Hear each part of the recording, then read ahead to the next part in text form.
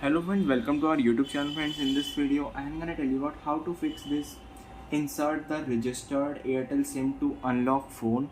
So as you can see here, it is written insert the registered Airtel SIM to unlock. This is an Airtel lock.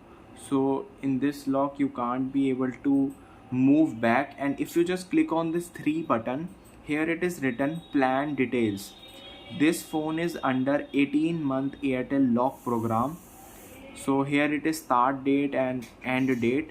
If you want to quit the lock program, you have to press this quit lock program and then it will be unlocked. And you can just press this. I am just inserting the SIM card and now it will be unlocked. I hope you like this video. If you like this video, then subscribe to our YouTube channel for more helpful tips and tricks videos. See you next time.